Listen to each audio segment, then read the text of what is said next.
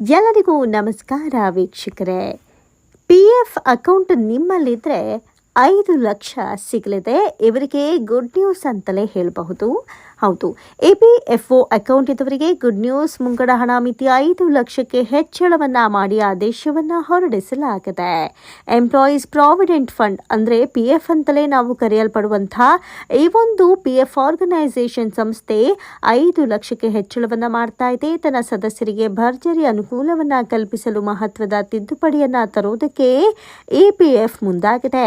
ಈಗಾಗಲೇ ಇರೋ 1 ಲಕ್ಷದ ಮುಂಗಡ ಹಣಕಾಸು ಮಿತಿಯನ್ನ ನೇರವಾಗಿ 5 ಲಕ್ಷಕ್ಕೆ ಹೆಚ್ಚಿಸಲಾಗಿದೆ. ಈ ನಿರ್ಧಾರದಿಂದ ಎಮರ್ಜೆನ್ಸಿ ಸಂದರ್ಭಗಳಲ್ಲಿ ಸದಸ್ಯರು ತಮ್ಮ PF ಖಾತೆಯಿಂದ ಹೆಚ್ಚು ಹಣವನ್ನು ಈಸಿಯಾಗಿ ಪಡೆದುಕೊಳ್ಳಬಹುದಾಗಿದೆ.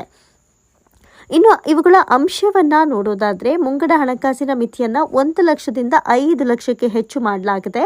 ಇನ್ನು ಸ್ವಯಂ ಚಾಲಿತ ಅಂದರೆ ಆಟೋ ಸೆಟಲ್ಮೆಂಟ್ ಅಂತ ಈ ಮೊತ್ತದವರೆಗೆ ಹಣ ಪಡೆಯಬಹುದಾಗಿದೆ. ಜೊತೆಗೆ ಎಮರ್ಜೆನ್ಸಿ ಮೆಡಿಕಲ್ ಚಾರ್ಜಸ್ ಅಂದರೆ ವೈದ್ಯಕೀಯ ಚಿಕಿತ್ಸೆ ಆಗಿರ್ಬೋದು, ಶಿಕ್ಷಣ ಅಥವಾ ಮನೆ ಕಟ್ಟೋದಕ್ಕೆ ಮುಂತಾದ ಅಗತ್ಯಗಳಿಗೆ ಈ ಹಣ ಹೆಲ್ಪ್ಫುಲ್ ಆಗುತ್ತೆ. ಇನ್ನು ಏಪ್ರಿಲ್ 2025 EPFO ಸದಸ್ಯತ್ವದಲ್ಲಿ ದಾಖಲೆ ಕೂಡ ಹೆಚ್ಚಳವಾಗಿದೆ. ಅಂದರೆ ಪ್ರತಿದಿನವೂ PF ತನ್ನ ಸದಸ್ಯರ ಸಂಖ್ಯೆಯಲ್ಲಿ ಬೆಳವಣಿಗೆಯನ್ನು ದಾಖಲು ಮಾಡಿಕೊಳ್ತಾ ಇದೆ. ಏಪ್ರಿಲ್ 2025 ಅಂಕಿಅಂಶಗಳನ್ನು ನೋಡೋದಾದರೆ ಹೊಸದಾಗಿ 8.49 ಅಂದರೆ 8,49,000 ಜನ PFಗೆ ನೋಂದಣಿಯಾಗಿದ್ದಾರೆ. ಇನ್ನು ಅವ್ರ ವಯೋಮಿತಿ ಚೆಕ್ ಮಾಡೋದಾದರೆ 4,89,000. ಅದರಲ್ಲಿ ಮಹಿಳೆಯರು 2,45,000. ಒಟ್ಟು 19,14,000 ಜನ ಈ ಒಂದು PFನ ಫಲಾನುಭವಿಗಳಾಗಿದ್ದಾರೆ. ಜೊತೆಗೆ ಪರ್ಸೆಂಟೇಜ್ನ ಅಂದರೆ ಇವ್ರಿಗೆ PF ಕೊಡೋ ಪರ್ಸೆಂಟೇಜ್ನ ಕ್ಯಾಲ್ಕುಲೇಟ್ ಮಾಡಿದ್ರೆ 31.31 ಇದೆ. ಇನ್ನು EPFಗೆ ಸೇರ್ಪಡೆಯಾಗ್ತಾ ಇರುವಂಥ ಸದಸ್ಯರಲ್ಲಿ ಬಹುಪಾಲು ಯುವ ಉದ್ಯೋಗಿಗಳೇ ಹೆಚ್ಚಾಗಿದ್ದಾರೆ, ಅಂದರೆ ಯೂತ್ಸ್ಗಳು ಜಾಸ್ತಿ ಇದ್ದಾರೆ. ಇನ್ನು ಹೊಸ ಸದಸ್ಯರಲ್ಲಿ 57.67% ಇದ್ದು ಉದ್ಯೋಗಿ ಕಲ್ಯಾಣ ಮತ್ತು ಭವಿಷ್ಯ ಭದ್ರತೆಯ ಕಡೆಗೆ ಜನತೆ ಹೆಚ್ಚು ಮನಸ್ಸು ಕೊಡ್ತಾ ಇರೋದು ಕೂಡ ಇಲ್ಲಿ ಕಾಣಿಸುತ್ತೆ. ಜೊತೆಗೆ ಇದೆಲ್ಲದರ ಜೊತೆ ಮುಖ್ಯವಾಗಿ ನೋಡೋದಾದರೆ ಮಹಿಳಾ ಸದಸ್ಯರ ಸಂಖ್ಯೆ ಕೂಡ ಹೆಚ್ಚಳವಾಗಿದೆ. ಅಂದರೆ PF ತೆಗೆದುಕೊಳ್ಳೋದ್ರಲ್ಲಿ ಮಹಿಳೆಯರು ಕೂಡ ಮುಂದೆ ಇದ್ದಾರೆ.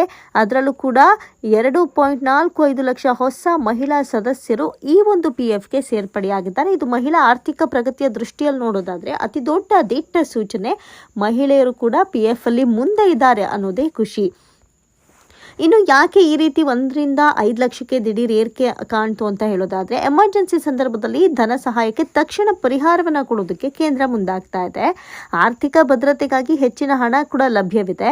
ಕೋವಿಡ್ ಸಮಯದ ಅನುಭವದಿಂದ ಕಲಿತ ಪಾಠಗಳ ಆಧಾರದ ಮೇಲೆ, ಅಂದರೆ ಅಂಥ ಸಂದರ್ಭದಲ್ಲಿ ಕೋವಿಡ್ ಬಂದಂಥ ಸಂದರ್ಭದಲ್ಲಿ ಹಾಸ್ಪಿಟಲ್ಸ್ಗೆ ಹೋದಾಗ ಒಂದು ಆಕ್ಸಿಜನ್ಗಾಗಿರ್ಬೋದು ಮತ್ತೊಂದಕ್ಕಾಗಿರ್ಬೋದು ಬಹಳಷ್ಟು ಕಷ್ಟಪಟ್ಟರು. ಅವೆಲ್ಲವನ್ನ ಪರಿಗಣನೆಗೆ ತೆಗೆದುಕೊಂಡು ಅಥವಾ ಮನೆಯಲ್ಲಿ ಕೂತ್ರೆ ಅವತ್ತಿನ ಕೇವಲ 1 ವರ್ಷ ನಾವು ಮನೆಯಲ್ಲಿ ಕೂತ್ರೆ ಅದು 5 ವರ್ಷಕ್ಕೆ ನಾವು ರಿಕವರ್ ಆಗೋದಕ್ಕೂ ಕೂಡ ಸಾಧ್ಯವಿಲ್ಲ.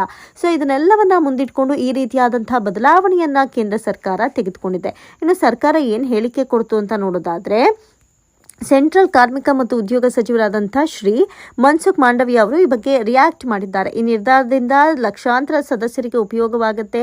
EPFO ಭವಿಷ್ಯ ಭದ್ರತೆ ಹಾಗೂ ತುರ್ತು ನೆರವಿಗಾಗಿ ಸದಾ ಬದ್ಧವಾಗಿದೆ ಅಂತ ಹೇಳಿದ್ದಾರೆ. ಇನ್ನು ಈ ಒಂದು ವಿಚಾರ ಏನಿದೆ ಸದ್ಯಕ್ಕೆ ಇದು ಬಹಳಷ್ಟು ಖುಷಿಯನ್ನು ತಂದುಕೊಟ್ಟಿದೆ ಅಂತಲೇ ಹೇಳಬಹುದು PF ಇರೋರಿಗೆ. ಸೊ ಇದರಿಂದ ಅವರ ಜೀವನ ಮತ್ತಷ್ಟು, ಅಂದರೆ ಈಗ PF ಡಿಡಕ್ಟ್ ಆಗಿ ಬರ್ತಾ ಇದೆ ಅನ್ನೋದು ಒಂದು ನಂಬಿಕೆ ಆದರೆ, ಒಂದು ನೆಮ್ಮದಿ ಆದರೆ, ಅದಕ್ಕೆ ಈ ಒಂದು ಇಷ್ಟು ದೊಡ್ಡ ಮೊತ್ತವನ್ನು ಸೇರಿಸಿ ಕೊಡ್ತಾರೆ ಅನ್ನೋದು ಮತ್ತೊಂದು ನೆಮ್ಮದಿ ಆಗುತ್ತೆ. ಸೊ ಒಟ್ಟಾರೆ ಈ ರೀತಿಯಾದಂತಹ ಒಂದು ಕೇಂದ್ರದ ನಿರ್ಧಾರ ಸದ್ಯಕ್ಕೆ PF ಇರೋರಿಗೆ ಖುಷಿಯನ್ನ ತಂದುಕೊಟ್ಟಿದೆ ಅಂತಲೇ ಹೇಳ್ಬೋದು. ಇದ್ರ ಬಗ್ಗೆ ನಿಮ್ಮ ಅನಿಸಿಕೆ ಅಭಿಪ್ರಾಯ ಏನು? ಮಿಸ್ ಮಾಡದೆ ಕಾಮೆಂಟ್ ಸೆಕ್ಷನ್ ನಲ್ಲಿ ತಿಳಿಸಿ. ಧನ್ಯವಾದ.